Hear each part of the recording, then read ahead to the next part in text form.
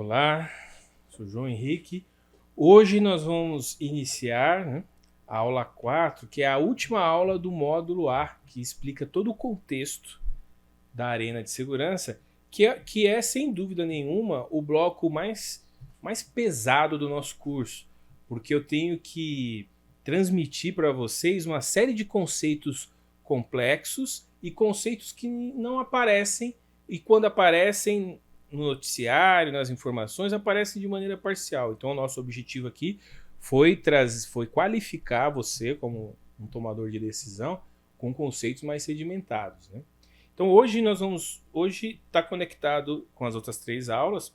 A aula 2 e a aula 3 a gente falou de conceitos de crime e de segurança, e a aula 1, lembra que foi aquela chuva de dados, né? aquela tempestade de informações, onde a gente tratou dados de vitimização sobre o problema, dados dos mercados ilícitos, as externalidades que provocam a violência e principalmente por que as instituições acabam tendo baixo nível de confiança da população, apesar de trabalharem muito. Está muito ligado à ineficiência do próprio modelo que foi criado em razão dos erros de pauta e de desenho. Dos erros de itens que estão dentro da pauta, como a polícia deve agir. Vai ficar mais claro aqui quando eu descrever agora e fechar. Então, hoje o desenho quando nós pegamos lá a aula Panorama Geral, foi feita em 2 partes, é uma aula que fica o tempo todo demonstrando quais são os itens para montagem da agenda, né? Lembra disso? Depois a aula 2 e 3 eu falei de conceitos, e conceitos que são operacionalizados, uns são artificialmente montados, outros são muito defendidos, ainda que sejam naturais, pelos atores que estão no grupo atuando, né? E aí, agora na atual aula, nós vamos descobrir qual foi o resultado de tudo isso. Como é que isso se opera na prática? Então, já vamos direto para uma figura que mostra quem está contido em quem. Dá uma olhada aí, ó. Então, a nossa estrutura de segurança, a gente poderia definir o seguinte: você tem a esfera maior, aquilo que está começando a ser revelado agora é a arena. A arena é formada pelos atores e pelos assuntos. Os conceitos que nós vimos estão muito ligados aos assuntos que são tratados e principalmente aos assuntos que não são tratados, né? O que eu falei sobre conceito também ajuda, né? Sobre a disputa de prerrogativa entre as instituições e principalmente o ataque que o sistema de segurança sofre por parte de outros grupos de pressão. O próprio grupo de pressão é a melhor forma de enxergar os atores. Porque assim, tem muita gente que pode influenciar. Tem os atores estatais, distribuídos nos 3 níveis do Estado, e tem os atores, as polícias e os 3 níveis, né? Federal, estadual, municipal. E você tem os atores não estatais, acadêmicos, jornalistas, especialistas no assunto. Especialista de verdade, né? Que tenha sido policial ou que tenha feito pesquisa empírica na instituição e se apresenta como tal. Essa arena que tem atores, e vamos começar a pensar atores quando estão em grupo, eles formam o grupo de pressão ou grupo de interesse, são sinônimos, e assuntos. A agenda, esses atores começam a definir assuntos e a disputar assuntos que vão formar a agenda. É o segundo conceito, tá aí, ó, nessa esfera um pouco menor. A agenda é formada quais os assuntos dominam. Você tinha 100 assuntos sendo discutidos, só que agora tem 10 que estão discutindo para virar lei, no sentido da política criminal, para virar política, no sentido da política de segurança pública. E dentro do conceito dentro da agenda, nós temos a pauta. A pauta é quais são os assuntos prioritários. De todos os assuntos que compõem a agenda, qual deles é o assunto quente? É o assunto que consegue produzir política criminal e influenciar a política de segurança na sequência. É isso que nós vamos passar a ver agora. Primeira coisa para a gente entender, então, agora, é olhar para a arena e ver quais são as pautas da agenda que estão aquecidas. Para olhar quais pautas, antes eu preciso entender quem é que colocou essas pautas lá. Para isso, mais uma vez, eu vou me valer da obra do Honneth, Hamish e Peer, Política Pública, Seus Ciclos e Subsistemas. Quem quiser adentrar um pouquinho mais aí na literatura de política pública, indico fortemente essa obra, ok? Precisa para lê-la, para entender a lógica do curso? Não necessariamente, só para quem quer se aprofundar no tema política pública. Mas, como é uma obra de referência, eu vou trazer um conceito, vai aparecer na sua tela aí enquanto eu falo, para você poder acompanhar, e eu quero destacar alguns pontos. Olha só. Isso aqui é uma definição muito interessante sobre o grupo de interesse, que é autoexplicativa. Um ator político que tem recebido grande atenção, em parte graças ao papel significativo que lhe foi atribuído pelos teóricos políticos do pluralismo, é o grupo de interesse. O que importa daqui para frente. Enquanto as decisões políticas são tomadas pelo governo, os atores políticos, e são implementadas pelo executivo pela sua burocracia, grupos organizados que advogam os interesses econômicos ou valores sociais de seus membros podem exercer influência considerável na política. Ele está citando aqui Walker, em 1991. Primeira coisa importante aqui, voltando aqui para mim. Primeira coisa, olha só, percebe a distinção? Quando ele se refere a governo, ele está falando Estado, né? São tomadas pelo governo, são implementadas por várias esferas do poder executivo ou pela sua burocracia. A polícia é uma dessas burocracias. Então, isso é o produto. Depois que definiu, tem que ser implementado, é exatamente o que a gente estudou sobre política de segurança. Agora, antes, na área de segurança, tem a definição da política criminal, né? Além das próprias regulações da política de segurança. Mas a política criminal é central. E olha só o que ele fala. Os grupos organizados que advogam os interesses econômicos ou valores sociais. Não esqueça disso quando a gente começar a descrever os três tipos de grupos que estão aqui. Está todo mundo preocupado com o que ele ganha ou perde economicamente. Presta atenção nisso, aquilo que ele ganha ou perde economicamente. E os seus valores sociais. Então vou chamar de novo a atenção. Lembra? Conjunto de teorias que falam sobre formação do criminoso.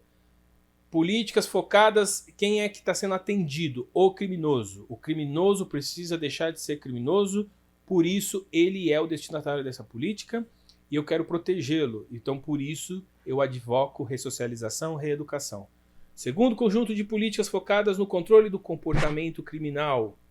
Eu quero deter o comportamento criminal porque o foco da política, o destinatário da política, são as vítimas, evitar que as pessoas sejam vítimas. Esse segundo conjunto de teorias e formações criminológicas está focado na proteção da vítima e está embasado em ciência empírica. O primeiro não está embasado em ciência empírica, está embasado apenas em hipóteses e narrativas de natureza macroestrutural marxista. Isso é conjunto de valor. Isso é conjunto de valor. Eu quero proteger o criminoso, mesmo porque eu entendo que ele é vítima da sociedade, mesmo que isso signifique injustiça para as vítimas. Eu quero proteger a vítima e, dentro da proteção da vítima, garantindo o devido processo legal para o criminoso, mas a finalidade tem que ser proteger a vítima. Isso é conjunto de valores. Certo? Quais conjuntos de valores vão ganhar? Até hoje, nos últimos 40 anos, quem ganhou foi esse. Nós temos algumas vitórias táticas desse lado, mas quem está ganhando essa disputa na arena é esse grupo aqui. Quem está fazendo isso? Grupo de pressão. Aqui é importantíssimo você entender isso. Eu já falei isso, mas vou repetir. Em vários cursos, em especial os cursos de direito, mas isso também acontece quando você vai estudar ciências sociais, em algum momento alguém discute assim, né? O professor às vezes fala, mas isso é um uso e costume no direito. O legislador, ao analisar o desenvolvimento social, vai modernizar a norma, vai definir como tem que ser feito e decidiu isso. Isso é uma meia-verdade. O legislador decide porque está o nome dele lá, ele propõe o projeto de lei e ação. Mas esse assunto já foi decidido antes. Como? O assunto ou a forma que a lei e a política criminal deve ficar pelos grupos de pressão. E o grupo de pressão entra no jogo para fazer a perspectiva dele ganhar o jogo. Como ele faz isso? Vamos lá para o segundo parágrafo da definição. Um recurso valioso que esses grupos de interesse desenvolvem é o conhecimento especificamente as informações que podem não estar acessíveis ou estar menos acessíveis aos outros. Os membros dos grupos especializados muitas vezes têm conhecimento único sobre o problema político que lhes diz respeito. Considera-se que o policy making é um processo altamente intensivo de informação. Quem a possui detém algo de valor. Os políticos e os burocratas com frequência julgam ser indispensável a informação fornecida pelos grupos de pressão. Pelos grupos de interesse. O governo e os políticos da oposição estão, assim, inclinados a auxiliar esses grupos para obter a informação que pode melhorar a policy making ou minar seus adversários. Os burocratas, da mesma forma, muitas vezes precisam de ajuda de grupos para desenvolver e implementar muitas políticas. E aí ele cita 3 autores de base: Hayes, em 78, Baumgartner e Licht, em 98. Definição maravilhosa, precisa para o nosso estudo. Informação e conhecimento é o que define. Ah, mas tem interesse, tem dinheiro, tem... Todo mundo gosta de reduzir a discussão para um suposto interesse econômico, uma suposta capacidade de um grupo político X ou Y. Gente, vamos afastar as teorias conspiratórias e vamos focar no que a gente vê. O que a gente vê? O grupo de interesse tem interesse econômico e tem interesse social. Não é uma coisa escondidinha, não é uma coisa porque o cara tirou dinheiro do tráfico e deu para alguém. É uma coisa muito mais complexa que isso. O interesse econômico é interesse econômico lícito. É interesse econômico estrutural. Não é o dinheiro do tráfico, não. Eu vou mostrar isso aqui. Quer dizer, óbvio que tem dinheiro do tráfico para criminoso. Mas tem interesses econômicos muito mais estruturados nesse desenho para as coisas chegarem no ponto que chegaram. Tá? Eu não queria nem tratar dessa forma. Eu quero tratar o seguinte. Os grupos de interesse sempre... Vou reafirmar. O grupo de interesse sempre é quem define as escolhas feitas pelos agentes políticos sobre a aprovação de uma lei, sobre a aprovação de uma política criminal, sobre a aprovação de uma política de segurança. São os grupos de pressão que causam, que provocam isso. Através dos seus valores, a razão são os seus valores e interesses econômicos e sociais. Seu interesse econômico e seus valores sociais, melhor dizendo. A forma como ele faz isso, produção de conhecimento e informação. Produção de conhecimento e informação gera 2 tipos de ativo. Ele gera um ativo de legitimidade.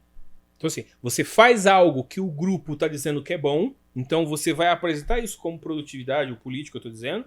Ele gera um outro ativo, que é o ativo eleitoral. No final do mandato, você vai lá e apresenta: eu fiz isso, eu consegui aquilo. Por isso que o político se submete à produção do conhecimento e informação. Esse conhecimento e informação, além de ser único, se ele organizar e dizer assim, só você entende isso, ou só os grupos aqui então controlam esse tipo de informação, e na verdade esse tipo de resultado, isso empodera internamente os políticos e a burocracia. Empodera os políticos por conta desses 2 ativos, legitimidade e eleição, e empodera as burocracias por outros 2 tipos de ativo: burocracia e progressão na carreira. Nós vamos olhar aqui um pouquinho na frente como, por exemplo, os indicadores de segurança pública foram condicionados à lógica da política criminal progressista, por exemplo. Então, quando o burocrata faz algo... Eu dei o exemplo já do sistema prisional. Quando ele tem lá uma unidade prisional onde a visita íntima ocorre da melhor forma, ele ganha um prêmio. Ele ganha um prêmio, isso impacta na promoção dele, isso vem os recursos que ele recebe. É óbvio que ele está incentivado a agir naquela direção. A legitimidade permite que ele, junto com os outros, o tempo todo seja reconhecido como alguém positivo. Nós somos animais sociais, né? A gente precisa o tempo todo de validação do que a gente faz na vida. Em especial profissionalmente. Então você quer receber palmas. Mas você... Existem uma série de policiais, promotores, juízes que são garantistas. O caso dos policiais eu acho até mais grave. Mas é exatamente dessa descrição, porque às vezes o policial militar, oficial, ele se forma e vai para uma universidade, vai para a Federal do Rio de Janeiro ou para o Lago de São Francisco estudar direito penal especificamente. Aí ele volta, ele vê que todos os professores, ou pelo menos 80% dos professores, são garantistas. Os amigos são garantistas. Quem é mais rico entre eles são os advogados criminalistas, que são garantistas. Logo, garantismo é algo bom. Logo, para eu me manter reconhecido e socialmente incluído, eu tenho que ser, pelo menos... Eu pelo menos não posso ser contra o garantismo. Tem que fazer o debate no limite que eles deixam. Então tem uma série de policiais que, por necessidade de validação social, acabam compartilhando valores sociais quando está dentro da polícia e vê que o tempo todo aquilo não funciona, está contra a ação dele. Isso é produto do quê? Produto da ação dos grupos de interesse, os grupos de pressão. E o que a gente precisa entender é que isso não é aleatório. Isso não ocorre por acaso. Isso é racionalmente direcionado. Como ele fez a definição. Você compartilha os seus interesses econômicos, os seus valores sociais, por meio da produção de conhecimento e informação. Quando isso gera política pública, no nosso caso, política criminal e política de segurança, eu atrelo todo mundo a isso. Se você vai contra isso, você vira um bichinho estranho, um peixinho fora d'água. Como é que muda o jogo? Quando você começa não a ficar brigando com eles na ponta da linha, não quando você começa a xingar o garantista, ou quando você começa a querer reafirmar narrativas. É quando você começa a produzir conhecimento e informação e derruba ou revela o quanto de conhecimento e informação do lado deles é frágil e é falso. Políticas baseadas em informação do criminoso não tem ciência empírica que embasa isso. Políticas baseadas no controle do comportamento do crime é solidamente estruturada em ciência empírica. Tem Nobel de Economia dizendo a mesma coisa que todo mundo está dizendo. Tem 70 anos de desenvolvimento de criminologia moderna mostrando que só o que deu certo em termos de controle do crime do mundo está aqui. O que eu preciso fazer? Pegar isso e mostrar para a sociedade, para os políticos e avisar os políticos. Olha, essa informação aqui, agora eu vou fornecer para o seu eleitor. E vou dizer toda vez quando você votar contra, mas eu estou adiantando. Então, com a definição de grupos de interesse e a compreensão que o jogo é jogado no nível do grupo de interesse, vamos falar agora sobre quais grupos de interesse se formaram na arena de segurança pública do Brasil nos últimos 40 anos. Grupo 1, que é o grupo... Eu vou elencar ele por nível de relevância. Né? Relevância não. Os três são relevantes porque os três conseguem criar pressão e influência. Mas eu vou dizer o seguinte, por nível de capacidade, de força, né? Entre os três, quem é mais forte? O primeiro é, sem dúvida, o grupo formado pelos advogados criminalistas antipenalistas. Por que eu estou qualificando? Porque nem todo advogado criminalista, ainda que ele opere dentro da lógica do garantismo, ele concorda, acredita e defende o garantismo. Agora tem um grupo específico que tem uma origem, e essa origem é datada no tempo e no espaço, que é durante a década de 70, início dos anos 80, final do período do regime militar, mas eu só vou explicar isso mais à frente, agora só precisa saber isso. Esses advogados atuam de maneira contundente, influenciando a legislação. Lembra que eu falei das três áreas? O grupo de interesse atua em uma ou em todas as três áreas, ok? Por que isso? Porque ao atuar nas três áreas, ele influencia a forma como o sistema de justiça criminal vai funcionar. Então nós temos os criminalistas, o grupo de interesse dos advogados criminalistas, que é exercido de forma diretamente por vários criminalistas ou por organizações como o IDDD, o Instituto de Defesa do Direito de Defesa. É uma das instituições que é razoavelmente jovem, mas já tem alguns anos, tem como patrono o Márcio Tomás Bastos, que foi ministro da Justiça, foi advogado de presos políticos e foi um dos grandes criminalistas para esse grupo, um dos principais garantistas operacionais que o Brasil teve. Então, esses advogados criminalistas, eles têm como foco atuar, lembra dos três tipos? Eles são extremamente ativos na definição da legislação penal, com a ideia de implementar o garantismo na legislação penal, que eles conseguiram, em todos os níveis. Eles também têm interesse no segundo campo, que é o sistema policial, mas eles atuam muito mais como apoio ao outro grupo de interesse. O outro grupo de interesse são as organizações sociais ou as organizações de pesquisa, que a gente pode englobar isso nas ONGs, mas eu não gosto desse termo pejorativo porque fica parecendo que tudo é igual, e não é, né? Então eu prefiro chamar dessas organizações sociais ou de pesquisa, porque eles produzem pesquisa.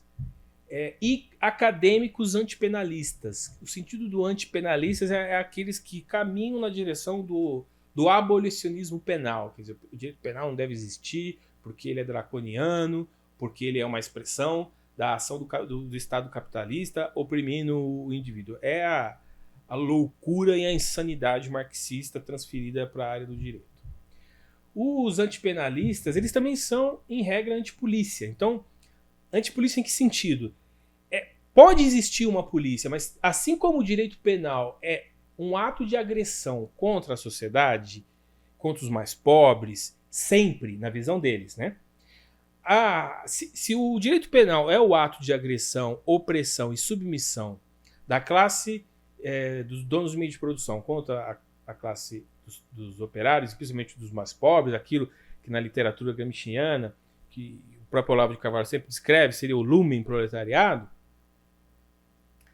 eles também pensam que a polícia é a força operacional, motriz de colocar isso em prática. Então, para eles é o seguinte: primeiro, o direito penal não deve existir. Se existir, deve ser o mínimo possível.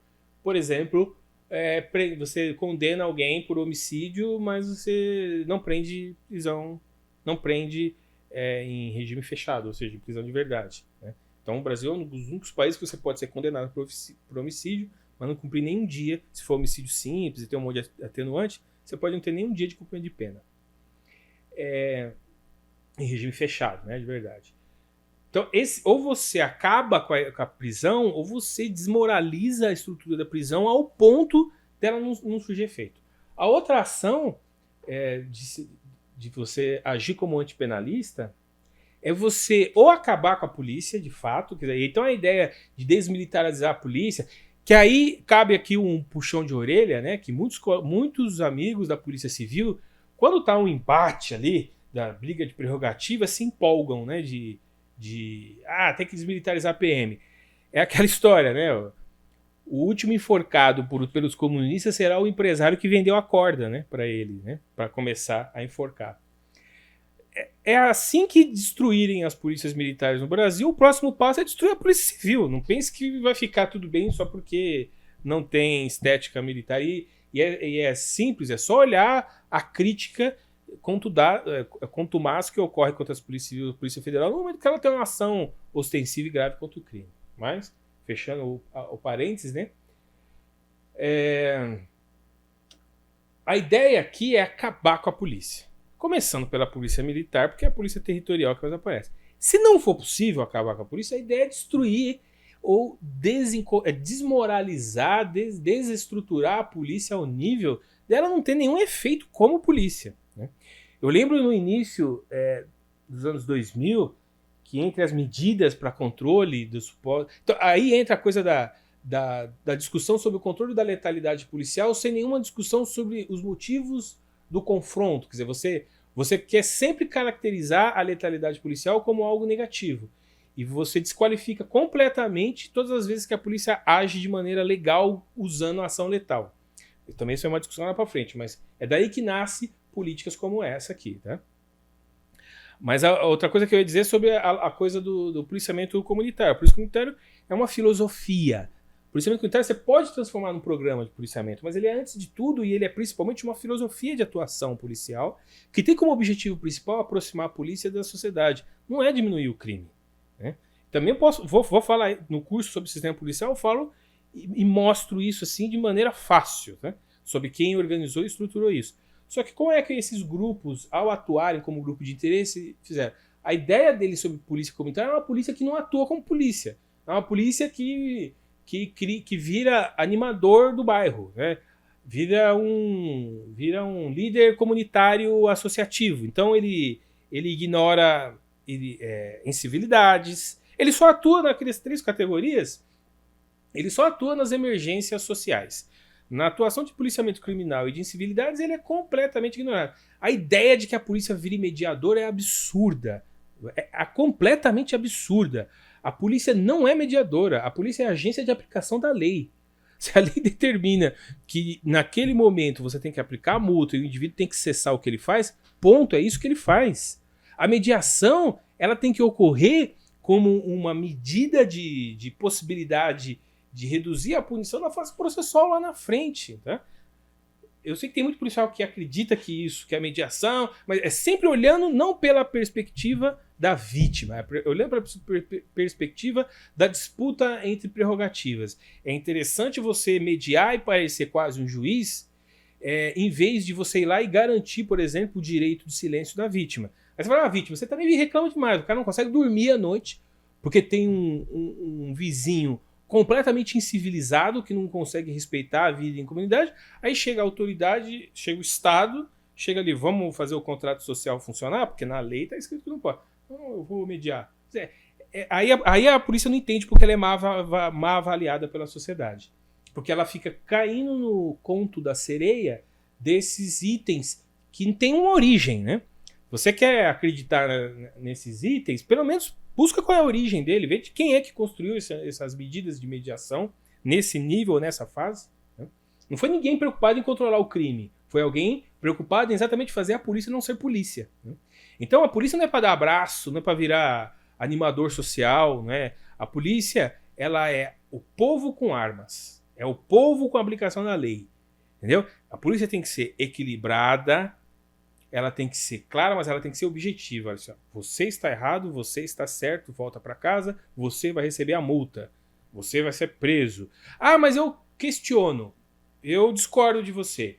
Tá, mas é ilegal a minha ação? A lei está dizendo que eu posso fazer isso, então eu faço, discute isso no judiciário. Né? Essa ação policial, isso chama-se enforcement, é isso que é a aplicação da lei. Né? Então, essa postura é o segundo grupo de interesse que vem promovendo ao longo do tempo. Uma polícia que não é polícia. Uma polícia que, em vez de fazer policiamento, fica fazendo mediação. A única mediação aceitável da atividade policial é a mediação em crise, quando você faz a negociação com o causador da crise, para conter a crise e não ter que usar a ação letal para proteger as vítimas. Mas você tem os critérios de negociação, inclusive, para isso. Né? Então, essa polícia que não deve ser polícia. É a polícia que, em vez de ser polícia, ela tem que virar liderança social. É o policiamento comunitário, em vez de aproximar a sociedade para aumentar o fluxo de informação entre as pessoas e o accountability, ou seja, a prestação de contas da polícia para a sociedade, vira uma coisa de se a polícia não for violenta, não tem violência, não tem crime. Esse é o princípio. Né? Se a prisão não causar, se não houver a violência da prisão, o criminoso vai ser uma pessoa boa. Essa perspectiva, essa loucura marxista que está vigorando na cabeça desses grupos antipenalistas e antipolícia. Eles têm eles são como alvo, a atuação deles é principalmente no sistema policial, na ideia da desmilitarização, no controle, da incapacitação da polícia. E também no sistema prisional, a ideia de que você tem que ter sistema... A própria ideia do desencarceramento em massa, né? A ideia é que você tem que ter lá um sistema que não provoque incapacitação. E o terceiro grupo é o grupo dos sindicatos e associações policiais, que é o único grupo legítimo, porque ele de fato, as polícias precisam se organizar em termos de organização representativa para discutir principalmente a sua posição em relação aos benefícios, salários e condições de trabalho. Absolutamente legítimo. O problema começa quando alguns grupos, e isso acontece com muita frequência, confundem o interesse corporativo, esse é o único momento que a gente pode falar de corporação, porque de fato é o interesse da corporação com o interesse institucional. Então, há vários exemplos de que isso não é verdade. Nem todo interesse corporativo é um interesse institucional. Então, esse terceiro grupo, né, ele muitas vezes confunde o interesse corporativo, que há interesses corporativos absolutamente legítimos relacionados aos benefícios, à previdência, ao salário, com interesses institucionais que, às vezes, são os mesmos, mas nem sempre. Porque para ser o mesmo, ele precisa atender a finalidade como instituição. A instituição não existe porque ela quer existir, ela existe porque ela tem uma finalidade. Então, por exemplo, quando as instituições tratam dentro da briga de prerrogativas, onde ela quer tirar uma prerrogativa do outro, ou ela quer ter também essa prerrogativa, ou que ela quer proteger, porque ela entende que isso avança nas prerrogativas dela, aí ela quer segurar a outra instituição a agir, só que ela não olha para a vítima, né? Então, como é que a vítima vai atuar? O que é melhor para a vítima? Por exemplo, o que é melhor para a sociedade? Que o Ministério Público investigue ou que ele não investigue? Inclusive as próprias polícias. Se você... eu estou adiantando aqui o debate que houve da PEC 37, mas depois eu vou escrever. A polícia, os delegados de polícia, majoritariamente, nem todos, mas a maioria pelo menos quase todas as representações sindicais, elas queriam a PEC 37 que diminuiu o poder de investigação do Polícia Civil, do Ministério Público. Isso é óbvio que é contra o que a sociedade quer. Ela quer que as duas investiguem, ela quer mais ainda, se tiver mais polícia investigando, como é o foco da ideia do ciclo completo, que bom. Agora, a sociedade também tem interesse que há controle na investigação, porque a ideia não é transformar os policiais em pequenos Luís XV, assim, déspotas, podem fazer o que querem. Para isso eu preciso fortalecer a posição do Ministério Público, a posição de controladorias e corregedorias, que é um outro assunto. Então, é aquela coisa, a sociedade ela quer, e isso aconteceu em todas as democracias, ela quer que a polícia seja eficaz, então ela tem que ter condições, prerrogativas, proteção legal para fazer isso, mas a sociedade também tem que ter recursos de se proteger de qualquer tipo de abuso da polícia. Então, veja, é aí que conflita interesses institucionais com interesses corporativos. Para não ficar só no foco aqui nos delegados, a Polícia Militar é a mesma coisa. A Polícia Militar, ela quer, dentro de alguns atos, como se completa, investigar, mas ela não quer que as polícias, que as guardas municipais sejam consideradas polícias, ou pelo menos parte. Sempre quando eu falar, eu considero que eu estou dizendo de maneira, às vezes, majoritária, não são todos. Percebe? E o que é melhor para a população? Ter duas polícias territoriais atuando no mesmo campo, de maneira sobreposta, concorrendo para ver quem atende mais? É óbvio que a sociedade quer isso. Não precisa nem... Qualquer pesquisa que você fizer, você vai encontrar isso, né? Aí fica todo mundo arrumando argumentos para dizer por que não pode ser feito. A gente vai discutir sobre isso na aula específica. Vai ter uma aula para cada grupo de interesse. Eles são muito importantes de serem entendidos e compreendidos. O fato é que é o seguinte, o grupo 3, que é o dos sindicatos e associações policiais, como grupo de interesse, eles são muito ativos na pauta do sistema policial, que é essa discussão sobre prerrogativas e benefícios de salário, e eles são reativos na legislação policial e praticamente inertes na pauta sobre o sistema prisional. Isso eu quero chamar a atenção pelo seguinte, dos 3 grupos de interesse, é muito claro que o grupo de interesse que é conduzido pelos sindicatos e associações policiais, ele é o que está mais próximo da sociedade, ele é aliado da sociedade, sem dúvida nenhuma. Aliás, ele é parte da sociedade que vai no sentido correto, né? Que é aumentar o custo do crime para o criminoso, não há dúvida disso. Então, no mínimo, esses aliados. Mas por que ele não é aquele que representa a sociedade? Isso é muito importante entender, porque as pessoas confundem, às vezes, achando que, poxa, mas se tem lá a associação da polícia, a polícia vai propor coisas para enfrentar o criminoso. É verdade. Mas nem sempre, mas não na intensidade do que a gente precisa, não no foco prioritário como a gente precisa, e em alguns momentos vai ter até conflito, como ficou claro na discussão sobre a PEC 37 e a discussão sobre o que é polícia ostensiva. Eu vou falar isso quando a gente tratar do grupo de pressão. Tá? Então, o que eu quero destacar aqui é que isso é previsível e é racional. Tudo bem? A gente não deve fazer um juízo de valor no sentido, mas quer dizer que os sindicatos e associações policiais estão traindo a sociedade? Não. Eles estão agindo como qualquer um de nós faríamos se estivesse na posição de sindicalista defendendo a sua classe. Quem sustenta e mantém um sindicato e uma associação policial são os policiais com a expectativa de que nada mude só para melhor na posição deles, seja salário, prerrogativa ou espaço no conflito. Então, esse é o foco, eles existem para isso. Essa é a finalidade. Você não pode dizer para um sindicato para ele em algum momento defender algo que vá contra o que a maioria do grupo ali deseja. Não é nem que quer, mas deseja, de quase que intuitivo.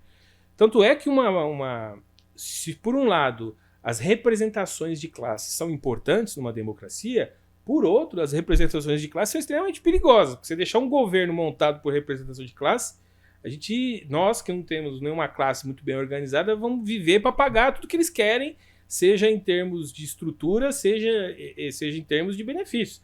Então precisa existir uma tensão entre o que a sociedade quer e o que os grupos querem, e o debate ativo, uma discussão ela ajuda a produzir os chamados consensos mínimos, e aí a coisa vai para uma boa direção.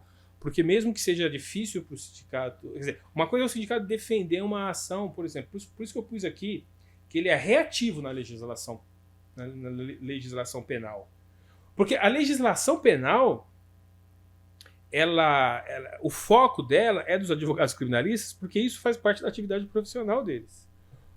Eles dependem financeiramente de como é que está a lei. Para o policial, não. Para o policial, mais importa o formato do sistema policial. E aí as regras e a estrutura de benefício. Agora, criar mecanismos que diminuem o custo do crime, tipo uma lei de execução penal branda, audiência de custódia, tudo isso o policial é contra. E eles podem propor uma legislação por meio desse grupo de pressão, mas será a prioridade deles? Não. É só observar o que foi feito nesses 40 anos. Não é prioridade deles. Eles são reativos. Se principalmente os grupos de esquerda, de extrema esquerda no Congresso, quando eles propõem essas ações, eles reagem. Eles reagem e mobiliza toda a sua estrutura de grupo de interesse para ir contra. Mas ele não é alguém que constrói algo para melhorar. Ele está mais focado na disputa de prerrogativas e na busca de benefícios e salários para a categoria, até porque, além de ser foco legítimo, é extremamente necessário, dado a forma como a polícia é desvalorizada no nosso país. E ele é inerte no sistema prisional, porque o sistema prisional, o que eu estou querendo dizer é exatamente a lei de execução penal sobre aí, os itens de benefício. Só agora, assim, nos últimos 10 anos, que eles despertaram para isso e são um pouco reativos. Mas nos últimos 40 eles foram completamente inertes. E é aquilo que eu falei. Você pega uma liderança policial, vai fazer o curso de direito, ele volta meio garantista, achando que é assim mesmo, que tem que ter visita íntima, que tem que ter benefício, porque é o jeito que controla o sistema prisional. Ele sai comprando as premissas garantistas sem entender qual é a origem dela. Final das contas, o que esses 3 grupos de pressão produziram no sistema de justiça criminal brasileiro? Qual que é o resultado? O resultado é que nós temos dissuasão parcial, o criminoso só tem prejuízo quando ele é preso em flagrante, que é 80% das prisões no Brasil, 80%, 70% das prisões, e quando ele é preso por mandado de prisão, e nesse momento, nesses 2 momentos da prisão, seja uma prisão processual ou uma prisão provisória, como o flagrante e a própria prisão preventiva, seja qual for a circunstância, o ato da prisão é o que provoca a dissuasão. Porque eu tiro ele do mercado, ele perde tudo que tinha próximo dele, tudo que estava junto a ele naquele momento. Esse é a principal pancada que as polícias civis e as polícias federais dão no crime e contribuem para o controle do crime no custo, quando ela consegue fazer o famoso sequestro de bens, ou ela amplia a apreensão de itens e produtos no momento da prisão. Então ele perde dinheiro, perde equipamento, ele perde a legitimidade ou a autoridade no grupo, na medida que muitos vão ser presos em razão dele. Se for por um ato de desatenção dele, ele começa a ter problema dentro do grupo. É só nesse momento que causa uma dissuasão. Por isso que eu chamo de dissuasão parcial. Existe a lei, existe a polícia tecnicamente capaz para fazer a ação, mas a dissuasão não promove aquele efeito completo da dissuasão, que é intimidar os próximos. Por quê? Porque ele sabe que a própria prisão, seja provisória, seja prisão processual, provisória processual ou definitiva, a prisão pós-sentença, ela vai ser o tempo todo perfurada, desqualificada. Começa já nas medidas que tentam desmobilizar as possibilidades de prisão, né? Diminuir, não desmobilizar, diminuir as possibilidades de prisão, seja audiência de custódia, que é 24 horas depois. Então, ele perdeu dinheiro, ele perdeu a agenda com um monte de informação, só que 24 horas depois ele está na rua, então não tem dissuasão com isso. E nós temos vários casos de criminosos presos com fuzil, com cocaína, se eu não me engano, tem caso que chega a tonelada, ou se não for tonelada, é sentença de centenas de quilos, algumas centenas de quilos, e mesmo assim o indivíduo é colocado 24 horas depois na rua.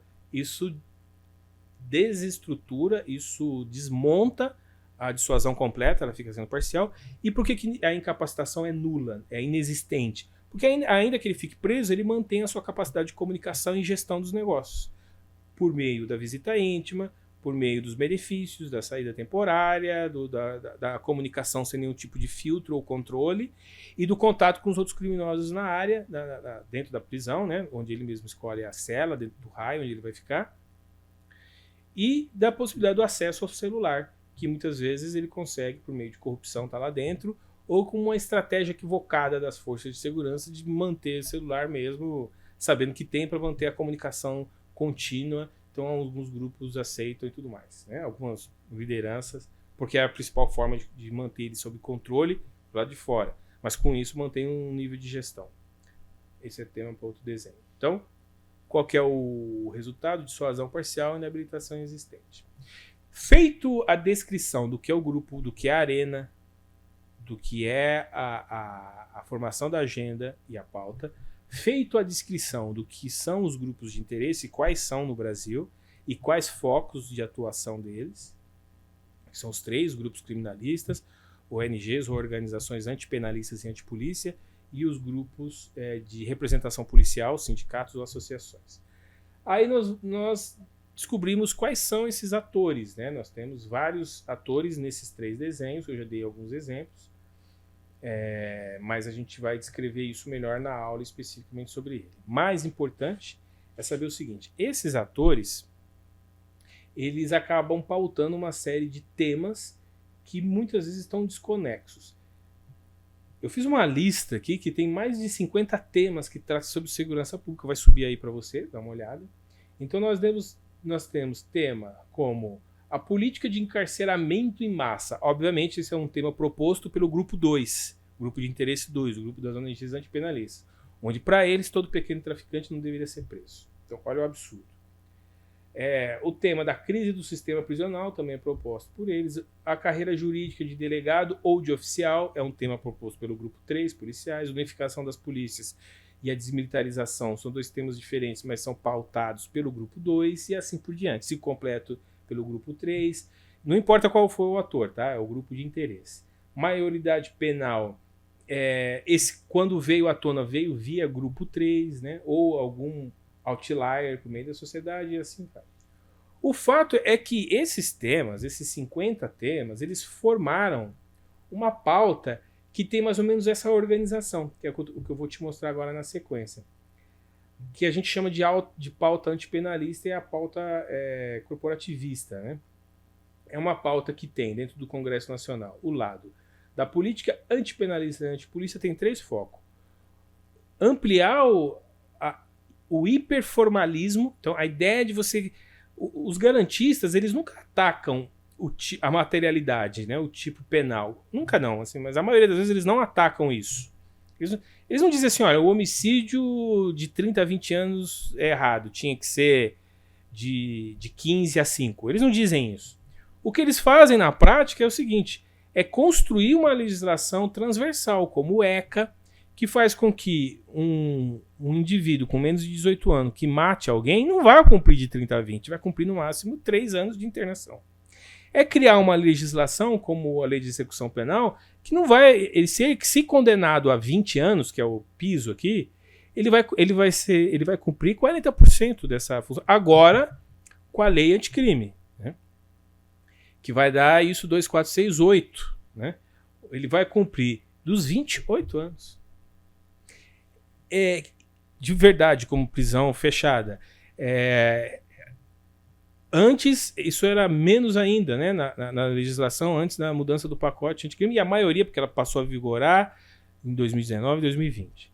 Então, veja, esse hiperformalismo, quer dizer, é você definir itens formais que praticamente impedem a constituição de provas, o trabalho de investigação das polícias civis e federal e o trabalho do Ministério Público, de maneira que você consiga avocar nulidades ao longo do processo ou depois da sentença, na hora que você sobe para a segunda e terceira esfera, para segunda e terceira instância, e até quarta no Brasil, né?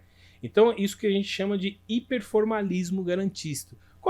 Por que você cria tantas formalidades dentro do processo de investigação e dentro do processo de investigação e dentro da estrutura da acusação?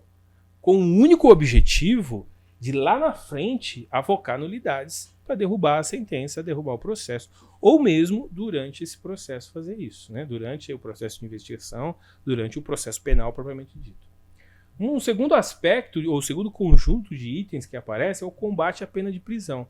O tempo todo essa coisa de desqualificar a pena de prisão, por meio de desqualificar de fato, quer dizer, você exclui com aquela coisa do direito penal mínimo, ou você simplesmente naquilo que permanece, você tenta evitar ao máximo que ele fique por muito tempo preso. Então, o terceiro foco é o controle da polícia, né? O controle da polícia ele está muito ligado aos aspectos de formalismo, né? Eles atuam muito mais em apoio ao grupo de interesse 2, né? Na verdade, o hiperformalismo garantista e o combate à pena de prisão, esses dois, o grupo 1 é o core principal deles, eles são bem ativos nisso, e eles têm o controle da polícia como o apoio, ele é secundário. No caso do grupo 2, que são as ONGs, as organizações sociais que têm como foco ampliar, que são antipenalistas e antipolícia, aí é o contrário, elas têm como foco o controle da atividade policial, o combate à pena de prisão e como segundo aspecto apoiar o hiperformalismo garantista, que elas entendem que vai na direção correta. Então os dois estão atuando aqui o tempo todo, é eles que garantem essa agenda de política antipenalista e antipolicial, né? Então o controle da polícia tem a ver exatamente com esses aspectos. Começa com a desmilitarização, mas vai para a unificação, a diminuição da possibilidade de armamento para ela, a diminuição das prerrogativas e assim vai. A política sindical ou a política de representação, aí ela também tem outros 3 itens. Um deles é o aumento salarial, né? Quer dizer, você criar de alguma maneira estrutura legal que permita o aumento do salário da polícia. O segundo, a aposentadoria especial, a manutenção, esse talvez seja o core principal. E o terceiro são o que a gente chama de disputas de prerrogativas. Entre eles, o tempo todo, quais são a pauta de interesse da Polícia Militar esse ano. É isso que o sindicato de representação vai falar. Qual é a pauta de interesse da Polícia Civil, do Sindicato dos Delegados, da Polícia Rodoviária Federal, dos delegados da Federal, dos agentes federais e assim por diante, né? Então, essas disputas de prerrogativas em determinados momentos são legítimos, porque elas coincidem com os interesses da população, os interesses da sociedade, e aí vira uma pauta institucional. Em outros momentos é algo que ou não faz diferença ou chega a ferir interesses da sociedade, e a gente precisa estar o tempo olhando. Do outro lado, a pauta só interessam aos grupos de pressão e aos grupos que eles representam. Não tem nenhum interesse social, não tem nenhum interesse público nessa pauta antipenalista e antipolícia. Você coloca isso numa pesquisa, você vai descobrir isso rapidamente, e a gente vai ver algumas aqui. Aí, então, qual que é o resultado disso, né? A gente poderia fazer algumas definições bem claras. Olha só. Na arena de segurança pública, os temas da pauta, eles têm grupos de interesse e nenhum deles representa exatamente a sociedade. Então é sociedade de menos de novo, né? Tem acadêmico, tem advogado, tem policial, tem sindicalista policial. O que não tem é povo, sociedade, é vítima de crime. Elas aparecem de vez em quando com um espaço que geralmente está ligado às forças, a parlamentares ligados às polícias, né? Que são os únicos que levam vítima para falar sobre o crime, ou do campo mais conservador. E se for vítima, para ser justo, tem alguns parlamentares de esquerda que também levam quando trata de vítima de crime de grupos sociais dos quais eles têm interesse político eleitoral. Então, vítima, você, ao querer combater machismo, você vai lá e mostra a violência doméstica em alguns casos. Ok, não tem problema, porque é vítima, e as vítimas vão ser protegidas. O questionamento aqui é que o criminoso que vitimou ela é que precisa ser punido. A ideia do machismo é, de novo, a insanidade e a loucura marxista de olhar essa coisa da estrutura macrocultural, né? Então, a cultura machista é que provoca isso, não o criminoso que faz isso. Você pode até acreditar nisso, mas a lei tem que estar o criminoso e não o machismo, né? Que é abstrato e que deriva dessa lógica da perspectiva de impor a perspectiva do marxismo, da criminologia crítica sobre o nosso sistema de justiça criminal. E assim vai para todos as outras vítimas, né? A outra vítima que eles costumam trazer é a vítima de abuso policial. E aí se confunde aquelas que de fato foram vítimas de abuso e aqueles que foram que não foram vítimas de abuso, e sim que eles tiveram uma resposta proporcional no crime. Então, por exemplo, o indivíduo foi roubar, foi traficar armado e entrou em confronto armado com a polícia e foi morto. Isso é uma ação legal de legítima defesa, é completamente diferente de uma ação de execução extrajudicial. A própria literatura internacional e a literatura estatística sobre crime faz essa distinção. Mas os grupos de interesse 1 e 2 não distinguem, eles apresentam os dois como se fosse a mesma coisa. Existe uma incapacidade de diagnosticar e definir o problema e, consequentemente, gerar um debate útil, como ocorre na saúde e na economia, né? Na saúde e na economia, quando a gente vai tratar sobre esses temas, eles são temas, assim, você discute escolas, né? A escola A, B ou C sobre como derrotar a inflação. A escola A, ou então a corrente A, B ou C, sobre qual é a melhor forma de tratar determinada doença, né? Enquanto que aqui a gente fica o tempo todo discutindo entre um modelo que gera civilidade, que é tudo isso que a gente está tentando fazer aqui, e um modelo que gera barbárie, que é o que está implementado por esses grupos. A gente nem começou a discutir como é que se aplica dissuasão e inabilitação. Tem várias formas de fazer isso, umas formas mais eficientes, outras menos. O debate tem que ser como dissuadir melhor, como inabilitar melhor, e não se nós vamos ou não dissuadir, inabilitar. Na verdade, não vamos dissuadir, não vamos inabilitar ruim, que é o que os grupos de interesse 1 e 2 propõem e impõem o tempo todo.